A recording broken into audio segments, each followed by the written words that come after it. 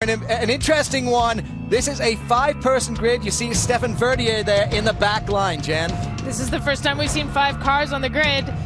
It's going to be tough for Stefan on the start here, but I want to watch that sit-run on the inside and see how good a start Liam Doran gets. So closest to us, it's Filipe Albuquerque from Portugal, but on the far side in the black Citroen, Liam Doran, but he had a problem on the launch. Disappointing for him. I thought he'd be right off the start, but Deegan is in the lead in the start here.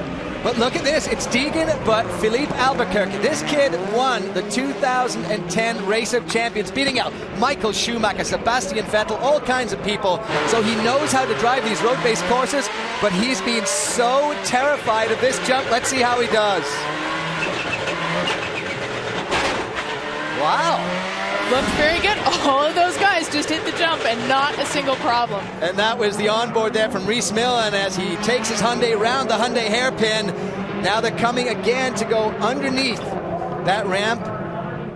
This is a funnel spot. They've got to be very careful, and if they can technically get through that smoothly and not lose enough time, that's a great place to make up time on the arrival. And this is where Deegan chose to take the shortcut. You saw Filipe Albuquerque just really put on the pressure there. On board right now with Rhys Millen. You see him fighting that vehicle, and this really is not a gentle ride at all. No, it's not. It's especially not gentle when they land over the jump. It's a really hard hit. It doesn't look like much sometimes, but that bounce and that hit that you're seeing there, that can do big damage to the cars too. And it's not like you have some kind of cushy seat, so it makes it really easy, right? No, definitely not a cushy seat. These cars only have, 7 to 9 inches of suspension travel, which is nothing compared to a motocross bike, and they weigh a couple thousand pounds, so that can be a big hit over a 70-foot gap. And this is a great battle going on right here between the Dodge Dart of Filipe Albuquerque and there, Rhys Millen. Oh, and see what happened there as they came through the car wash. Do you think Albuquerque was trying to decide whether to take that shortcut? I'm not sure exactly what happened there. I wonder, he's not as accustomed to these traction changes as some of these other drivers are. The car wash, it basically is duplicating dirt that we would see on a rallycross course somewhere else in the world. And let's remember, Filipe Albuquerque got in that car late yesterday, so he really does not know the ins and outs of the car, unlike Brian Deegan, our leader on the track right now, who just looks so smooth and super confident. Here we are in car with him, and he's working on his lines a little bit. He was taking these real sort of diamond dirt lines earlier in practice, and that was a little more smooth road race line through here.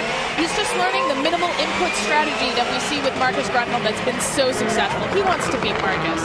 And Brian Deegan going out on the white flag lap. He had a rough time out there in Charlotte, so he wants the redemption. He wants the easy ride through to the final, and certainly right now looking very smooth, but Rhys Millen seems to be catching up now to Brian Deegan. Right on his tail, and Rhys should have a little edge through this. He's very smooth through that gap, but what I'm looking for is Stefan Verdier still on the course. Yeah, we appear to have lost Stefan Verdier, so not quite sure what happened there, but Brian Deegan comes round. The Discount Tire, America's Tire hairpin. He's going through the chicane, and this will be it. Brian Deegan is going to advance through to the finals, along with our good friend Rhys Millen in the Hyundai.